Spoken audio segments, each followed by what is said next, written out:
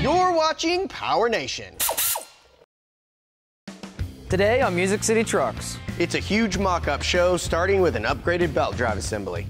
Then making that engine fit. Okay, go ahead now. Plus, Roll cage. plus wiring, powder coating, bed lining. And putting the truck back on the frame. Yes! Big show.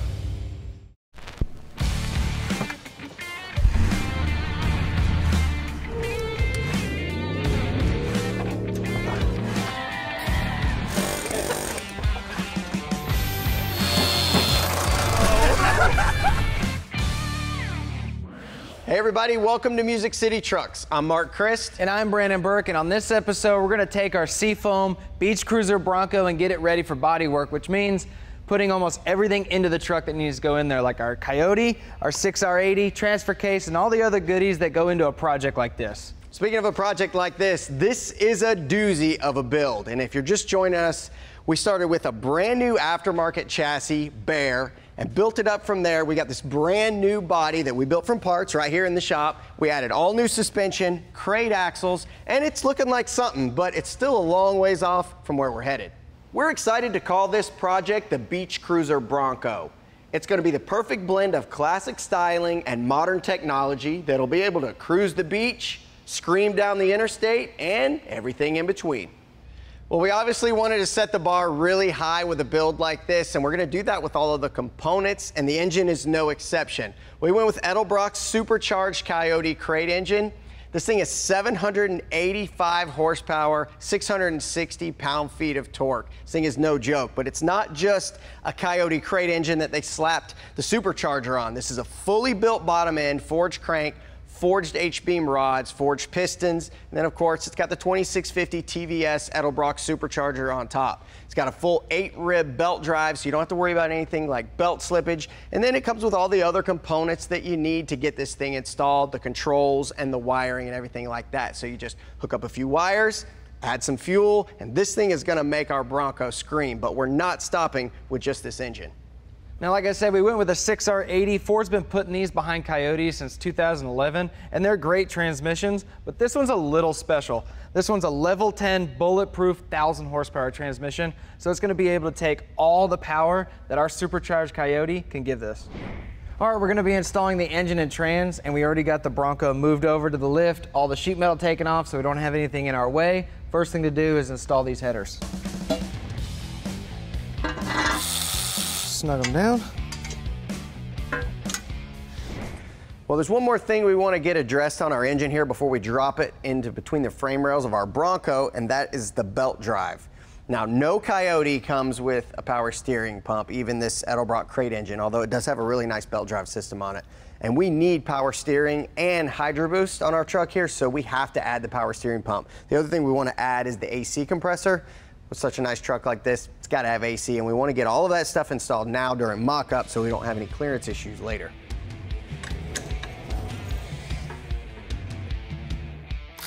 We're going to start by disassembling the belt drive.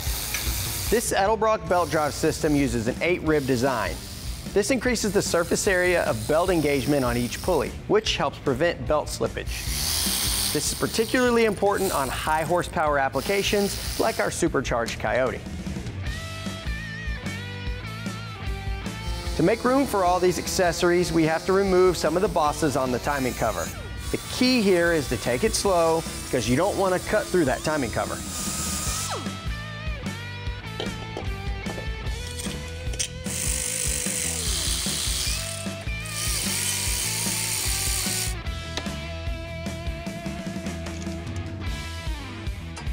We got this new belt drive kit from Power by the Hour Performance, which is made explicitly for Edelbrock Supercharged Coyotes with the 8-rib setup.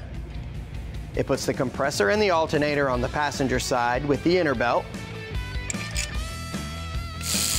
And it puts the power steering pump conveniently where the alternator used to be.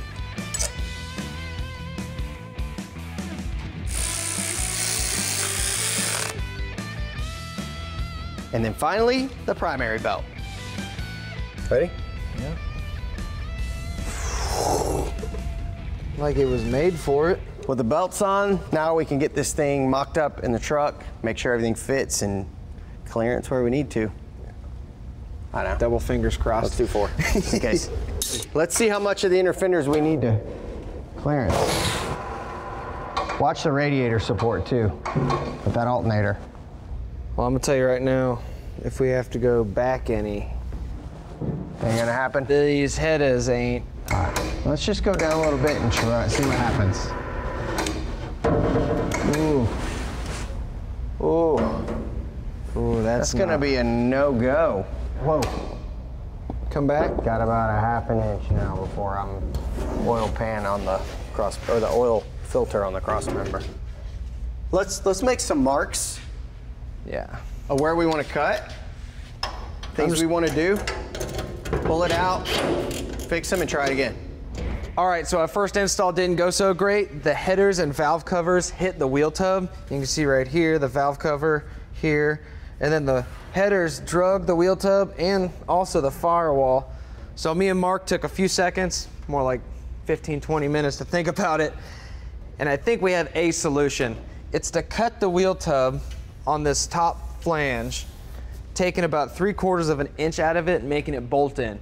That kills a couple birds with one stone by being able to put the engine in without the valve covers hitting the wheel tub, and we don't have to scratch that firewall because we could put the header in after the fact and then just slide this piece in, bolt it in, call it good.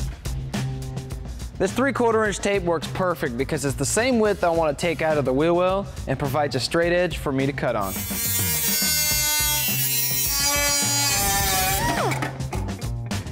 Okay, go ahead now. With the engine in place, the header slides right in. Moment of truth.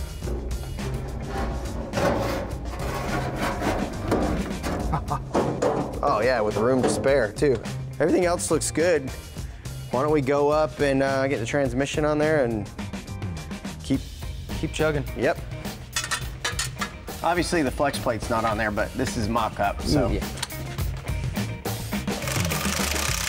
Let's get the transfer case bolted up. That way we can run a pattern and see. Okay, for our cross member? For our cross member.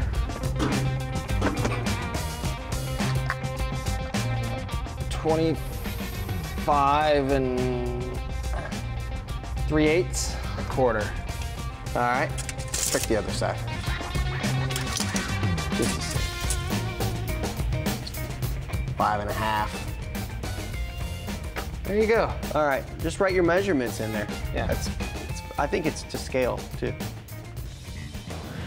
Up next, I fit our steering column and AC box. And I get to build the roll cage. Bernadette Brandon's here to play. Save the day. Power steering pump clears. Valve covers don't touch. Headers are free and doesn't hit the firewall. I mean, it's tight, but it fits. If the hood closes, we're good to go, other than this throttle body, which we'll figure that out later. So it's time to move on to some other things that may require some trimming on the body, like the Hydro Boost here and a couple other things. Yeah, well, while you do that, something just showed up, and I'm gonna go grab that. Okay, let's get that backing plate in there. Just wanna make sure these are lined up, because this little plate has to be in there, and we have to cut this out to match. This, kids, is why you do mock-up.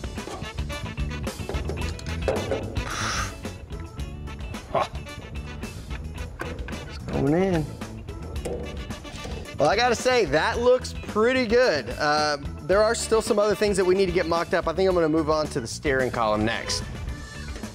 Brandon.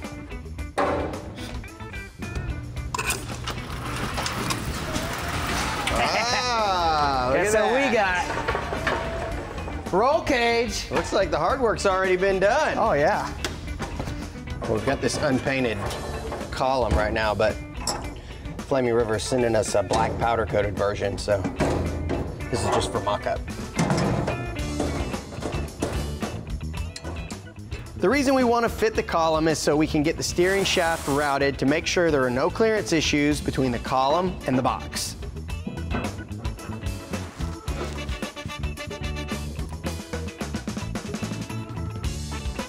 Good to go. We're making some good headway. Everything seems to be going really smooth. I want to start working on the AC. This is something I definitely want to get mocked up before we tear this thing apart. Now, we went to Vintage Air for one of their 66 to 77 Bronco kits, which we have, but they also sent us this little dummy here for the evaporator heater case. It's just completely blank. It's super light. It's easy to use for mock-up, something like this. It's got the exact brackets on it that we're gonna be using to mount the real one into our truck later after paint. And we went ahead and welded up all the holes on the firewall here on the passenger side before we put that inner fender in, because there's so many holes here. There's the holes for the heater pipes to go through and all the mounting brackets for the factory case, which we knew we weren't going to be using. So with all that smoothed out, I can mark where these holes need to be, get this thing installed, and call it good.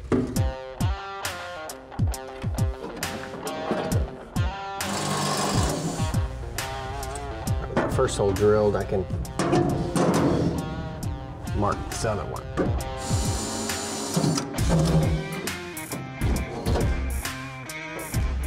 It does line up.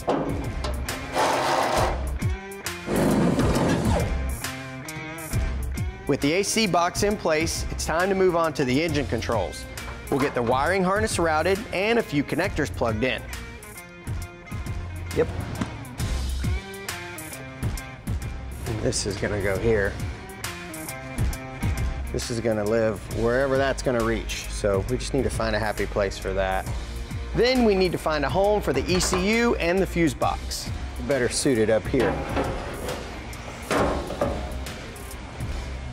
All right, so I'm working on our pre-bank cage for the Bronco, and this is specifically made for early Broncos, but it is a U-welded kit, so you have to do some measuring, trimming, and you can tell by the door bars that obviously it's a little long, so we're just gonna have to take some measurements and start cutting. I'm starting out with the mounting plates and main hoop, getting it centered in the truck. Then I'm going to tack the plates in so they don't move while I measure for the rest of the tubes.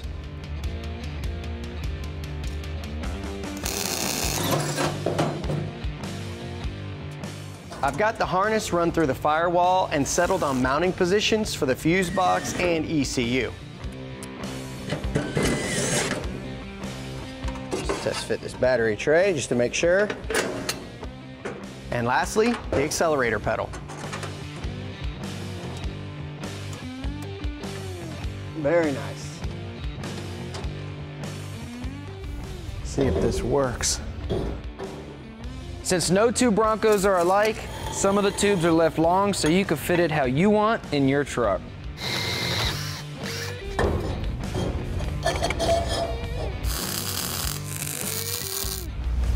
The windshield's still kind of floppy. Same goes for the front door bars. We've just got to cut them to fit.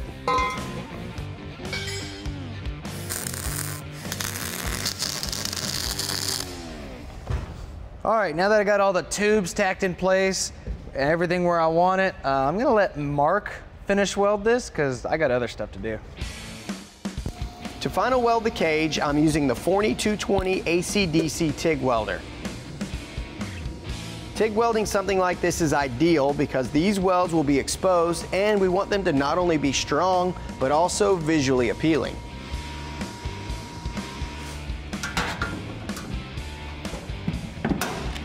This is a pretty consistent gap.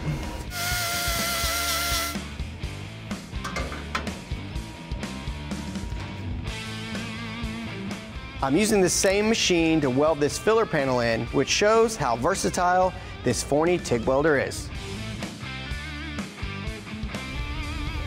Down towards you. Now that mock-up's done, we tear everything out. Is the floor or anything moving? Dude, nothing moved. Just the whole thing went up. Okay. Dude, this is a very big moment. Just think, this is the first time this body has ever been off of that frame.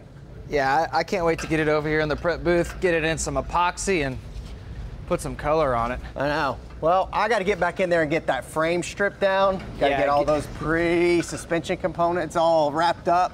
That thing needs to get out of here. Get that frame over to the powder coater. Yep.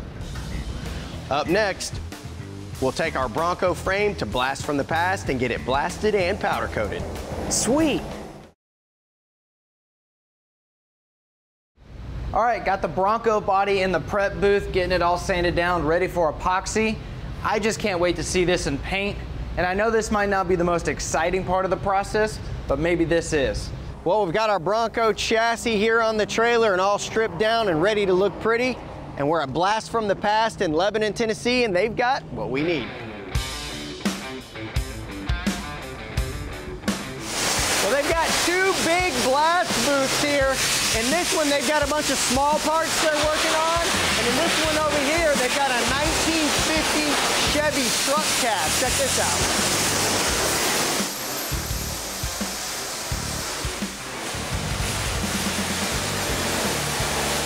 Now that blasting process is great if you've got body panels that you want to remove all the paint, rust, and old body filler, so you can prep for your new body work and paint. But prepping panels for body work and paint isn't the only reason that you would blast. For instance, this is our Bronco frame right here, and they've got that blasted up real nice using the little tiny glass beads, which makes it a really nice satin finish on there. And the reason they do that is because that's a great place to start to apply powder for powder coat. That's what we're getting ready to do now.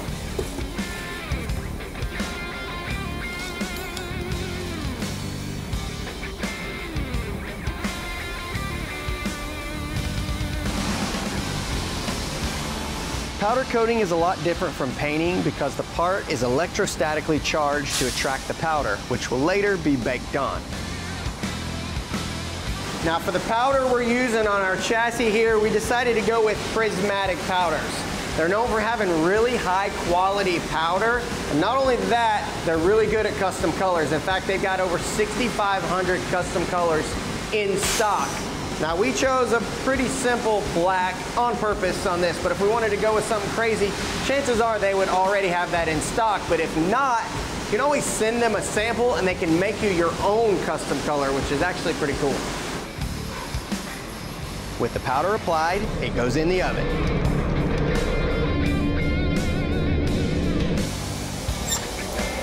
And when it comes out, it's baked to perfection. Powder coating is great because it looks nice and it's stronger and more durable than paint. Yeah, I'm happy with that color I picked, I'll tell you that. Well, that was a blast, but I'm glad we're past it. We've got our chassis back here in the shop, fully powder coated with a fresh coat of black, and I gotta say, I love the way it looks. But even more than that, on a build of this quality, you have to have a powder coated chassis just to elevate the build to where you need it. Now, this thing is ready for its next journey, and that's gonna include getting the body mounted onto this thing for the final time. Can't wait. I give our tub a nice coating of bed liner on the underside, and then it's time to marry that body to the frame. What a great day. All right, our Bronco just made a huge transformation. It's now in full epoxy and it looks amazing. It's super straight, which is gonna be great for us during body work. But our next step is to get this thing taped up and bed lined on the underside. That's gonna protect us from rocks, sound, heat, all the elements. Then once the bed liner's done, we're gonna be putting it back on the frame that Mark just brought back and get this thing ready for body work. So let's get this thing bed lined.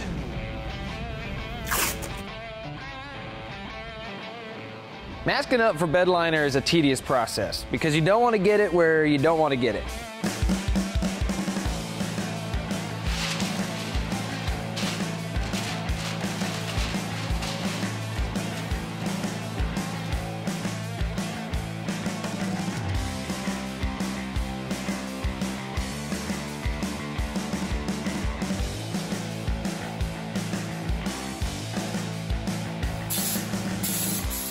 This sprayable bed liner is great because, quite honestly, it's hard to make a mistake.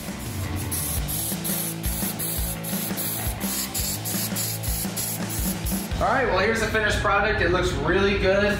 Now, this kit does a full-size bed, but apparently it also does the complete underside of a Bronco, which is really nice. And this material is going to protect a vehicle like this just in case it goes off-road from, like I said, any rocks or damage, etc. Now, one of the reasons why we did the undercoating before we made it to the frame is because if you know Broncos, they move. And once this thing's in body work, we don't want to take that off the frame again and misalign those panels, or after paint, risk scratching this thing. Now that the Bronco's all in one color, you can tell how straight it is. And with this epoxy on there, it gives you that nice rust prevention and a really good foundation to build all your bodywork on. So now the next step is just to get it on that frame.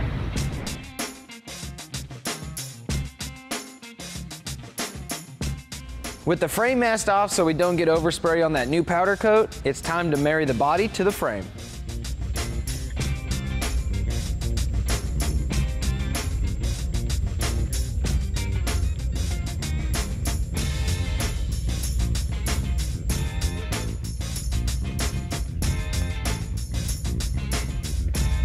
Yes!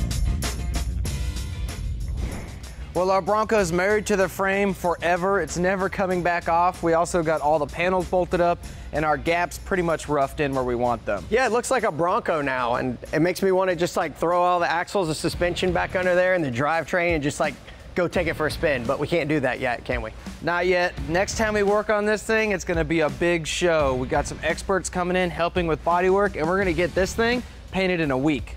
Yeah, that's no joke. But for now, I'm just gonna enjoy it the way it is. I'm gonna enjoy it. I'm gonna take my break. If you wanna know more about our Beach Cruiser Bronco, go to PowerNationTV.com and check out our project page. We have current build status, before and after pics, links to parts used, and all the episodes are right there on one page.